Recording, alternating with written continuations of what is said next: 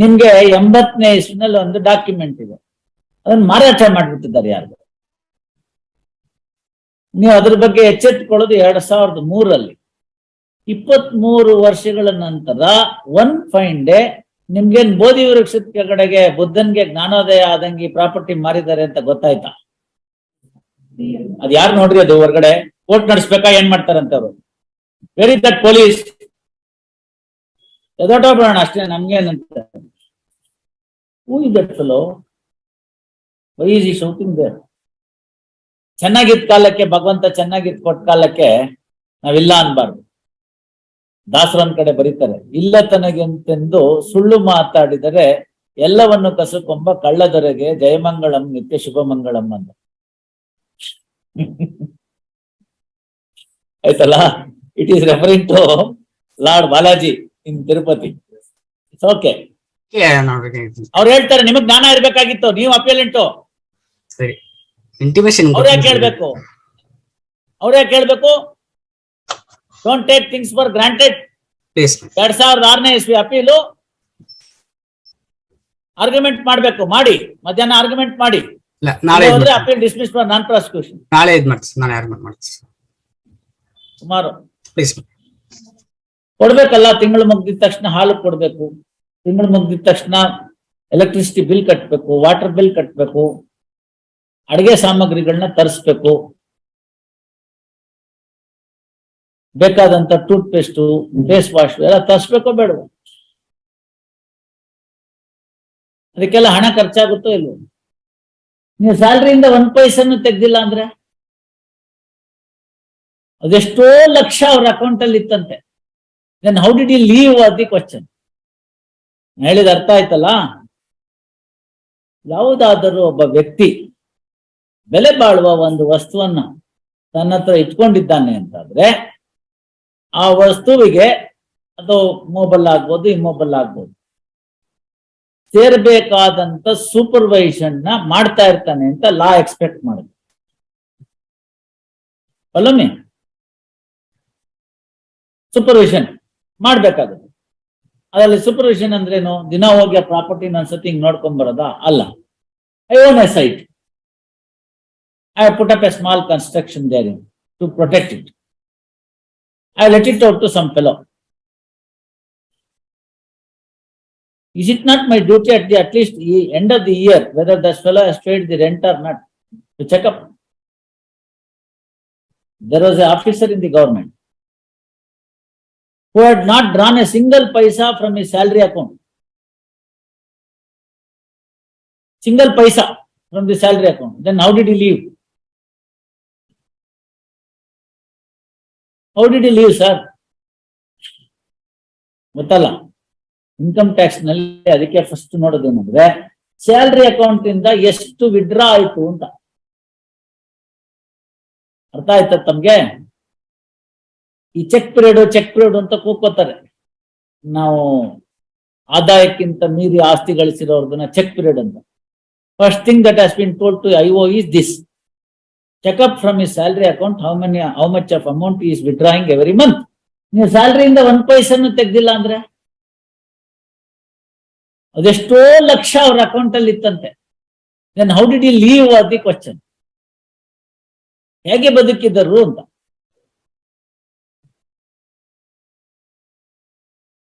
ಆಯ್ತಲ್ಲ? ಹಾಗೆ ಒಬ್ಬ ಮನುಷ್ಯ ಒಂದು ಇಮ್ಮೊಬೈಲ್ ಪ್ರಾಪರ್ಟಿನ ಓನರ್ ಅಂತಾಗಿದ್ದಾನೆ ಅಂತಾದ್ರೆ ಅದರ ಮೇಲೆ ತನ್ನ ಸ್ವಾಮಿತ್ವವನ್ನ ಹೇಗೆ ನಿಭಾಯಿಸಿದ ಅಂತ ಕಾನೂನು ಹೇಳುತ್ತೆ. 12 ವರ್ಷಗಳ ಕಾಲ ಆ ಪ್ರಾಪರ್ಟಿ ಕಡೆ ನೀನ್ ತಲೆ ಹಾಕೇ ಮಲಗ್ಲಿಲ್ಲ ಅಂತಂದ್ರೆ ಆ ಪ್ರಾಪರ್ಟಿ ಮೇಲ್ಗಡೆ ಇರ್ತಕ್ಕಂಥ ನಿನ್ನ ಹಕ್ಕನ್ನು ನೀನ್ ಬಹುಶಃ ಕಳ್ಕೋಬಹುದು ಅಂತ ಹೇಳ. ಗೊತ್ತಾಯ್ತಲ್ಲ?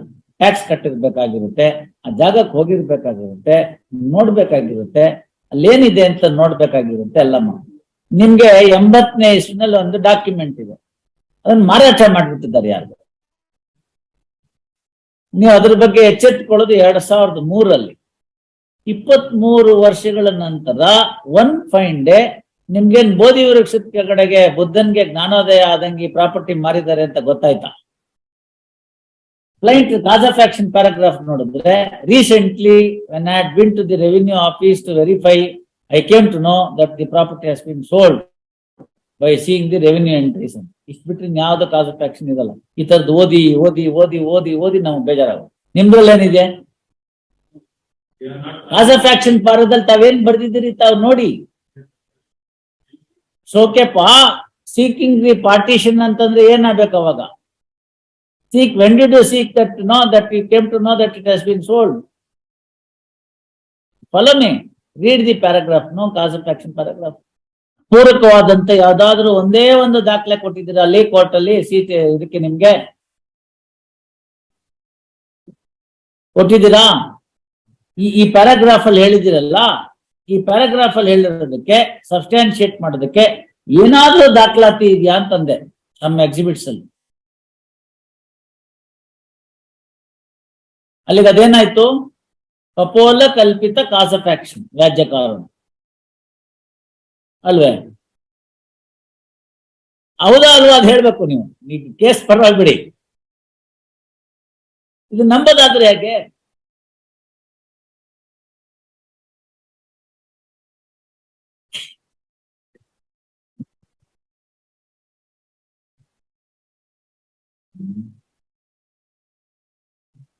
All right. ಶ್ರೀ, ತಮ್ಮ ಹೆಸರೇನು? ಧನಂಜಯ ಹೆಗಡೆ. ಯಾವ ನಿಮ್ದು? ಶಿರ್ಸಿನ. ಧನಂಜಯ ಹೆಗಡೆ, ನಿಮ್ಗೇನ್ ಗೊತ್ತಾಯ್ತು? Dhananjaya Hegde 6 times to address arguments. Appeal is of the year 2010. Nanjan Swami idara? Respondent absent. Counsel for respondent absent. Release this matter on 13/10. Finally. Yes. Nagaraja? ಅರ್ಧ ಗಂಟೆನಲ್ಲಿ ಬಂದು ರೆಸ್ಯೂಮ್ ಆಗಿದ್ದಾರೆ ನಮ್ಮ high court judge. After the laser surgery, half an hour he came and resumed into the court. Do you know that? It doesn't require weeks time and all. ಅಲ್ಲೇ ಹಳೆ ತರ. Honorable Justice Natarajan ಅವರು with that glasses on, he came back to Dharwad after the eye surgery. Forget Bangalore. He came back to Dharwad and conducted the litigation. ಇದು cases. ಅದನ್ನ ಬಿಳಿ ಕನ್ನಡಕ ಇಲ್ಲಿ ತನಕ ಆಗೋದು ಕೊಡ್ತಾರೆ, ಅದನ್ನ ಹಾಕೊಂಡ್ರು ಬಂದ್ರು, ನಡೆಸಿದ್ರು. Whole of the roster he was wearing that spectacle, that's all. What are you up to? ಕಾಲ ಎಲ್ಲ ಬದಲಾವಣೆ ಆಗೋಗಿದೆ. ಹಿಂದಿನ ಕಾಲದ ತರ ತಿಂಗಳಂಗಟ್ಲೆ ಐ ಸರ್ಜರಿ ಕೂತ್ಕೊಳ್ಳಲ್ಲ. ಅಲ್ಲಿ ಹೋಗಿ ನೋಡಿ, ಅಗರ್ವಾಲ್ ಆಸ್ಪತ್ರೆ, ಇನ್ನೊಬ್ಬ ಆಸ್ಪತ್ರೆ, ಅವನೊಬ್ಬ ಆಸ್ಪತ್ರೆ, ಈ ಕ್ಯಾನ್ ವಾಕ್ ಡೌನ್ ಅಂತ ಅಂತಾರೆ. ಹಿಂಗ್ ಬನ್ನಿ, ಹಂಗೆ ಲೇಸರ್ ಮಾಡಿಸ್ಕೊಳ್ಳಿ, ಹಂಗ ಹೊರಟೋಗಿದ್ದ. No, 2014 you should have some sense of responsibility is what I am trying to say.